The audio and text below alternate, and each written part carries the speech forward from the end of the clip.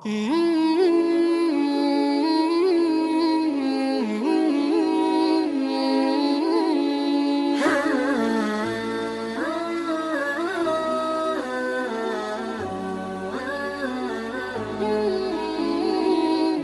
علیکم ورحمۃ اللہ وبرکاتہ۔ اسلام ود عائشہ نور میں آپ سب کو خوش آمدید۔ آج ہمارا ٹاپک صدقہ جاریہ کے بارے میں ہے۔ آج ہم اس بارے میں ڈسکس کریں گے کہ صدقہ جاریہ ہر مسلمان کے لیے کتنا ضروری ہے، اور صدقہ جاریہ کرنے کے بعد انسان کو کیا اس کے فائدے ملتے ہیں۔ دنیا میں تو صدقہ جاریہ کرنے کا فائدہ ملے گا ہی، لیکن مرنے کے بعد آخرت میں انسان کو صدقہ جاریہ کا کیا فائدہ حاصل ہوگا۔ جیسا کہ ہم سب جانتے ہیں کہ اللہ رب العزت نے ہمیں اس دنیا میں اپنی عبادت کے لیے بھیجا ہے، اور کچھ عبادات اللہ رب العزت نے ہم پر بدنی عبادات فرض کی ہیں اور کچھ مالی عبادات۔ اور بدنی عبادات جو ہیں وہ جو فرض ہیں وہ تو ہم نے ادا کرنی ہی ہیں۔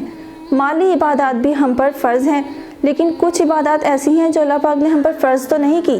لیکن ان کو کرنے سے اللہ پاک نے ان میں بلکہ دگنا اور بہت زیادہ ثواب، اجر و ثواب اس میں رکھا ہے۔ اور انہی میں سے ایک ایسی عبادت ہے جو ہم پر فرض نہیں ہے، اور وہ ہے صدقہ جاریہ، لیکن اس کا اجر و ثواب اللہ پاک نے بہت زیادہ رکھا ہے، ہمارے لیے بھی بہت زیادہ اس کا فائدہ ہے۔ اور اگر ہم کسی کو وہ صدقہ جاریہ کسی کے لیے کرتے ہیں تو اسے بھی بہت زیادہ فائدہ حاصل ہوگا۔ صدقہ جاریہ تو ویسے تو بہت سی چیزوں میں کر سکتے ہیں، لیکن آج میں آپ کے سامنے ایک ایسی حدیث، جامع حدیث بیان کروں گی جس میں اللہ رب العزت کے نبی پاک صلی اللہ علیہ وسلم نے 7 چیزوں کو صدقہ جاریہ کرنے کا حکم دیا۔ انشاءاللہ یہ 7 چیزیں سننے کے بعد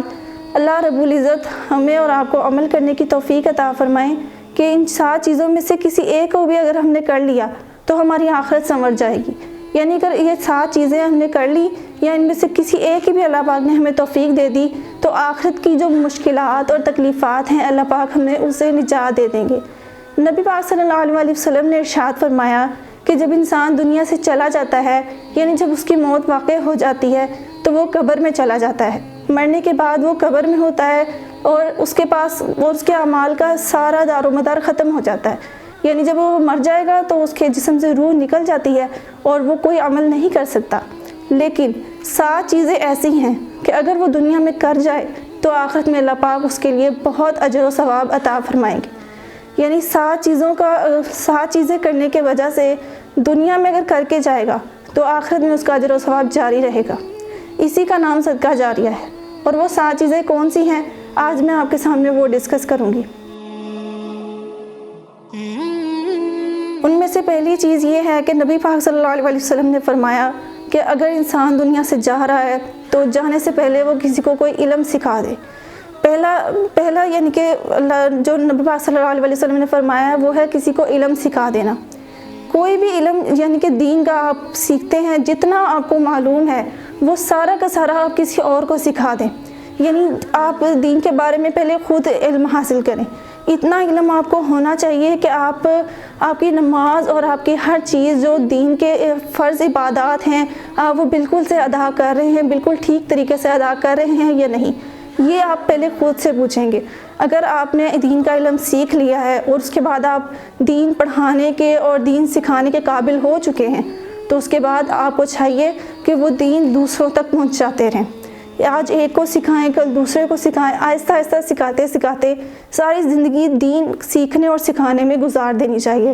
تاکہ جب ہم دنیا سے جائیں تو پھر انشاءاللہ جب وہاں پہ اگر اللہ نہ کرے کسی بھی مشکلات میں ہم پڑ گئے اور کسی بھی گناہ کی وجہ سے پکڑے گئے تو انشاءاللہ یہ علم وہاں پہ صدقہ جاریہ بن کے ہماری حفاظت کرنے آئے گا اور اللہ پاک ہمیں پھر بچائیں گے۔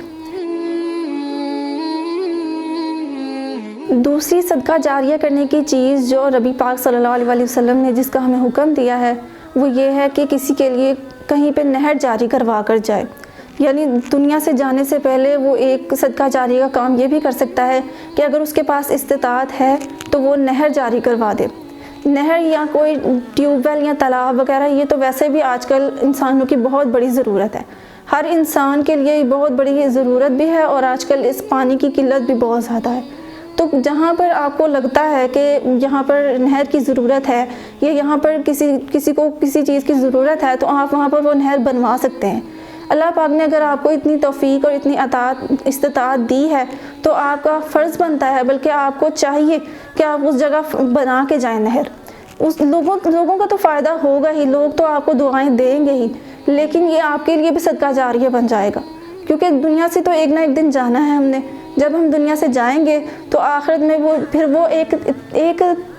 تھوڑے سے پیسوں سے تیار کی ہوئی نہر ہمارے کام آئے گی۔ جو ہم نے نہر دنیا میں کسی کے لیے بنوائی تھی وہ آخرت میں ہمارے اپنے کام آئے گی، اس میں کسی کوئی فائدہ نہیں ہوگا۔ لوگ تو اس نہر سے فائدہ اٹھا کر چلے جائیں گے، لیکن ہمارے لیے اجر و ثواب کا اسٹاک اللہ پاک جمع کرتے رہیں گے، اور ہمارے لیے اجر و ثواب آخرت کے لیے تیار ہو جائے گا، اور وہ نہر ہی انشاءاللہ پھر صدقہ جاریہ بن کے آخرت میں جب قبر میں ہمیں ضرورت ہوگی اس وقت وہ ہمارے پاس آئے گی۔ ایک حدیث شریف میں آتا ہے، نبی پاک صلی اللہ علیہ وسلم نے فرمایا کہ انسان جب دنیا سے چلا جاتا ہے، یعنی میت جب قبر میں ہوتی ہے، تو اس وقت وہ چاہتی ہے کہ مجھے کسی طرح موقع ملے اور میں آپ کو حدیث کا مفہوم بتا رہی ہوں کہ جب میت قبر میں ہوتی ہے تو وہ سب سے زیادہ جس چیز کی خواہش کرتی ہے، اس کی خواہش یہ ہوتی ہے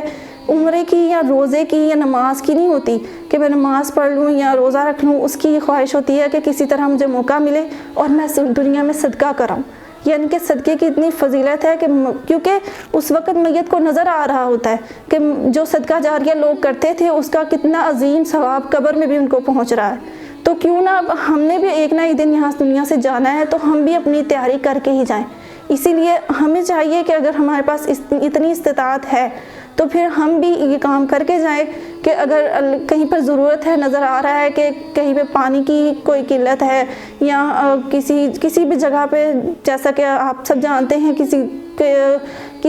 موقع پر، کسی پلیٹ فارم پہ،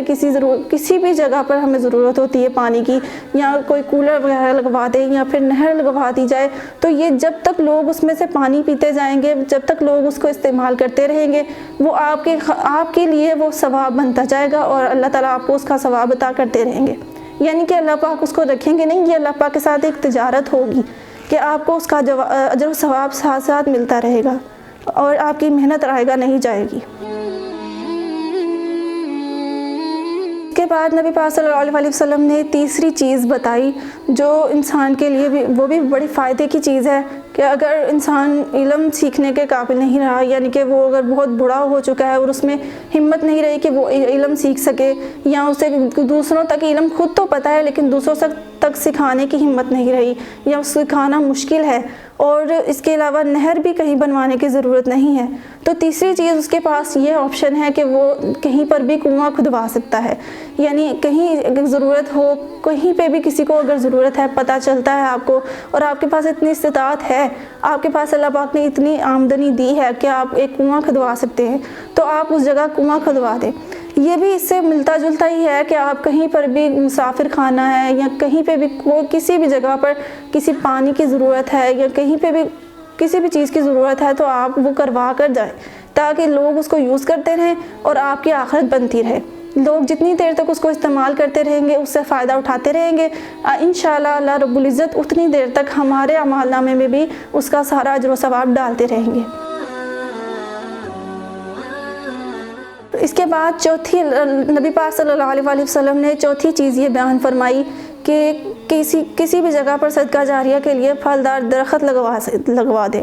پھلدار درخت لگوانے کا طریقہ تو یہی ہے کہ وہاں پر جائے اور وہاں لگوا دے، لیکن اس کا فائدہ یہ ہے اور اس کا ضرورت اس کی یہ ہے کہ آپ جہاں پر بھی لگوائیں وہ پھل تو ہر انسان کی ضرورت ہے، پھل تو غریبوں کی بھی ضرورت ہے، امیروں کی بھی، سب نے کھانے ہیں، لیکن اس جگہ پر لگوائے کہ جہاں پر لوگوں کو زیادہ ضرورت ہے، یعنی ضرورت مندوں کے لیے وہ صدقہ جاریہ کر کے جائے تاکہ اسے بھی فائدہ ہو، لوگ بھی فائدہ اس سے اٹھا کر اس کے لیے دعائیں کریں، اور اگر جب ہم دنیا سے جائیں تو لوگ بھی ہمیں دعائیں دیتے رہیں اور وہاں پر وہ کام کرواتا رہے، اور ایسے پھلدار درخت لگوا کر وہ اپنی آخرت کو بھی پھلدار اور اپنی جنت میں بھی ایک درخت بنوا لے، اس کی جنت بھی اچھی ہوگی، اس کی آخرت بھی اچھی ہوگی، اور اس کے قبر کے بھی سارے مسئلے مسائل اللہ پاک خود بخود دور کر دیں گے، کیونکہ اللہ پاک جب دیکھیں گے اس کا نامہ اعمال تو اللہ پاک خود بخود اس سے راضی ہو جائیں گے کہ تو نے میرے فلانے بندے کو جو بھوکا تھا تو نے اسے کھلایا، تو نے اسے پھلدار درخت وہاں پر لگائے جس کی وجہ سے اس نے کھایا، بھوک کی حالت میں، شدید بھوک کی حالت میں اس نے جب وہ کھایا تو اللہ پاک اس کی وجہ سے وہ آپ کو دعائیں دے گا اور اللہ پاک اس دعا کی وجہ سے آپ کی مغفرت فرما دیں گے۔ پانچواں بڑا اور بہت ہی خوبصورت چیز جو نبی پاک صلی اللہ علیہ وسلم نے بیان فرمائی، اور اس کی بہت زیادہ آج کل ہمارے معاشرے میں بہت ضرورت ہے جس کی، وہ یہ ہے کہ انسان کو چاہیے صدقہ جاریہ، یعنی مرنے سے پہلے وہ کہیں پر مسجد بنا دے، یہی اس کے لیے صدقہ جاریہ ہو جائے گی۔ ماشاءاللہ مسجدیں تو آج کل بہت زیادہ ہیں، لیکن ان میں لوگ بہت کم ہو چکے ہیں، تو اسی لیے یہ بھی کوشش کرتے رہیں کہ خود بھی مسجد میں آپ کا آنا جانا لگا رہے، اور دوسروں کو بھی تلقین کرتے رہیں کہ مسجد میں جا کر نماز پڑھیں۔ گھر میں نماز پڑھنے سے نماز پڑھنے کا کوئی فائدہ نہیں ہوگا، لیکن جو نماز ہم وہاں پہ پڑھیں گے اس کا ثواب بھی ڈبل ملے گا، اور اللہ پاک بھی خوش ہوں گے اور اللہ کے نبی بھی خوش ہوں گے، کیونکہ نبی پاک صلی اللہ علیہ وسلم نے فرمایا ہے کہ جماعت کے ساتھ نماز پڑھنی زیادہ اجر و ثواب کا مستحق ہوگا۔ گھر پڑھنے سے اس کو فرض نماز گھر پڑھنے سے اس کو نہیں ثواب ملے گا جتنا اس کو ثواب جا کے جماعت کے ساتھ پڑھنے میں ملے گا۔ تو جتنی ماشاءاللہ یہاں مسجدیں ہوں گی، اور ایسے ایریے میں ایسے علاقے میں مسجدیں بنوائیں جہاں پر مسجدوں کی قلت ہے، جہاں پر آپ کو لگتا ہے کہ یہاں پر مسجد کی ضرورت ہے اور اللہ پاک نے اگر آپ کو استطاعت دی ہے تو وہاں پر آپ مسجد بنائیں۔ اس کے علاوہ مسجد کی تمام ضروریات، کسی بھی مسجد کی ضروریات کو پورا کر سکتے ہیں۔ کسی کو اصحال ثواب کی خاطر ہی آپ مسجد میں مسجد کی کوئی بھی کام ہو یا مسجد کے امام کے کوئی کام ہو تو آپ وہ اپنے ذمہ اٹھا سکتے ہیں۔ مسجد کا کوئی بھی نظام اگر آپ اپنے ذمہ لے لیں اور اسے مرتے دم تک اس کو کرتے رہیں، تو وہ جب تک آپ کی وجہ سے لوگوں کو فائدہ ہوتا رہے گا، انشاءاللہ اللہ پاک آپ کو اس مسجد کی وجہ سے ہی آپ کی مغفرت کر دیں گے اور آخرت میں وہ آپ کے کام آئے گی۔ اور اس کے علاوہ چھٹی جو نبی پاک صلی اللہ علیہ وسلم نے بیان فرمائی ہے چیز، وہ یہ ہے کہ صدقہ جاریہ کرنے کے لیے اگر ہمارے پاس کچھ بھی نہ ہو، اور یعنی کہ ہمارے پاس اتنی استطاعت نہیں ہے کہ ہم جا کر مسجد بنوائیں یا کنواں کھدوائیں یا پھر کہیں پر نہر بنوائیں، تو ہمارے پاس بیسٹ آپشن یہ ہے کہ ہم قرآن پاک کسی کے لیے وقف کر دیں، یعنی کہ ہم کسی کو قرآن پاک دے دیں یا قرآن پاک خود خرید کر مسجد میں یا مدرسے میں رکھوا دیں۔ تو جتنی دیر تک، جب تک قیامت تک اس میں سے لوگ پڑھتے رہیں گے، جب تک ان قرآن پاک سے فائدہ لیتے رہیں گے، اس کو پڑھتے رہیں گے اور آگے پھیلاتے رہیں گے، جس نے اس پر عمل کیا ہوگا اس سب کا فائدہ ان کو تو ملے گا ہی، آپ کو بھی بیٹھے بٹھائے ملتا رہے گا، اور جب ہم دنیا سے جائیں گے تو اس کے بعد وہ قرآن کا سارا فائدہ اللہ پاک ہمارے نامہ اعمال میں ڈال دیں گے، جس کی وجہ سے ہماری آخرت خود بخود سنور جائے گی، اور اسی کا نام صدقہ جاریہ ہے۔ ساتویں اور آخری جو نبی پاک صلی اللہ علیہ وسلم نے چیز بتائی ہے صدقہ جاریہ کرنے کے لیے، وہ بہت بہترین اور سب سے بہترین عمل جس انسان کے پاس کچھ بھی نہیں ہے اور وہ غریب ہے، تو اس کے پاس ایک بہت بڑی نیکی اور بہت بڑی قیمتی چیز ہے اس کی اولاد۔ اگر اللہ پاک نے آپ کو اولاد کی نعمت سے نوازا ہے اور آپ کی اولاد بڑی بھی ہے، تو آپ کا سب سے پہلا فرض یہ بنتا ہے کہ اس کی دینی تربیت اچھے طریقے سے کریں۔ اگر آپ نے اپنی اولاد کی تربیت صحیح طریقے سے کی اور وہ دین کے راستے پر چل پڑی، تو انشاءاللہ وہ مرنے کے بعد آپ کے لیے ضرور دعا کرے گی۔ اگر آپ کی اولاد کی تربیت صحیح نہ ہوئی تو وہ آپ کے لیے دعا نہیں کرے گی۔ اگر آپ اولاد ہیں تو آپ کو چاہیے کہ اپنے والدین، اگر آپ کے والدین زندہ ہیں تو ان کی خدمت کریں، اور اگر آپ کے والدین دنیا سے جا چکے ہیں تو ان کے لیے بھی صدقہ جاریہ کرنے کی کوشش کریں۔ جتنی آپ کی توفیق اور جتنی اللہ پاک نے آپ کو استطاعت عطا کی ہے، اس کے مطابق آپ اپنے والدین کو صدقہ جاریہ کریں، اور جس چیز کی بھی آپ کو اللہ پاک نے ہمت عطا فرمائی ہے وہ ساری چیزیں آپ اپنے والدین کے لیے وقف کریں۔ اس کے علاوہ ہر نماز کے بعد اپنے والدین کے لیے دعا کریں اور ان کی مغفرت کی اور ان کی بخشش کی دعا کریں، کیونکہ نیک اولاد کی جو دعا ہوتی ہے وہ والدین کو بہت فائدہ پہنچاتی ہے، اور نیک اولاد جب والدین دنیا میں چھوڑ کے جاتے ہیں تو اس کی وجہ سے والدین کو وہاں آخرت میں بہت قبر میں سکون ملتا ہے۔ یعنی آپ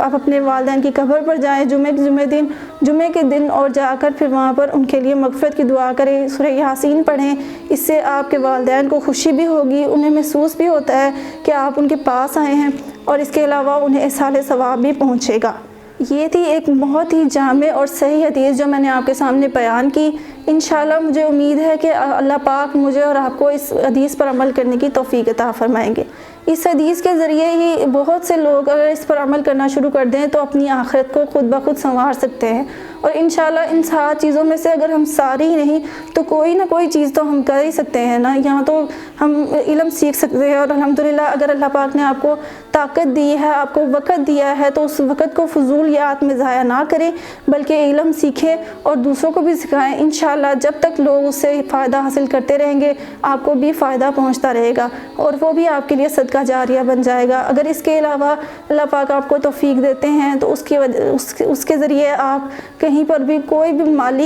مالی عبادت کر کے بھی صدقہ جاریہ کر سکتے ہیں۔ اس کے علاوہ آپ قرآن وقف کر سکتے ہیں، قرآن پڑھنا پڑھانا بھی ایک صدقہ جاریہ ہے، اور مسجد بنوا دیں یا مدرسے کے کسی کام میں بھی آپ اپنا حصہ ڈالیں تو یہ سب صدقہ جاریہ ہے، اور اس کا ثواب لوگ سمجھتے ہیں کہ ہمیں شاید اس کا ثواب نہیں ملے گا، لیکن ایسا نہیں ہے، اس کا ثواب ملتا ہے اور برابر ملتا ہے۔ اللہ پاک کسی کا قرض اپنے اوپر نہیں رہنے دیتے، ساتھ ساتھ اس کا قرض ادا کرتے رہتے ہیں۔ اگر آپ نے 1 روپیہ بھی اللہ پاک کی راہ میں خرچ کیا ہے تو انشاءاللہ اللہ پاک اس کو 7 گنا کر کے آپ کو واپس دیں گے، اور اللہ پاک کسی کا قرض اپنے پاس نہیں رکھیں گے۔ اللہ پاک سے دعا ہے کہ آپ کو اور مجھے دین پر عمل کرنے کی توفیق عطا فرمائے، اور حدیث میں جو نبی پاک صلی اللہ علیہ وسلم نے ہمیں حکم دیے ہیں ان احکام پر چلنے کی توفیق عطا فرمائے۔ اس کے علاوہ ہمیں صدقہ جاریہ کر کے اپنی آخرت سنوارنے کی بھی توفیق عطا فرمائے۔ آمین، وآخر دعوانا ان الحمد للہ رب العالمین۔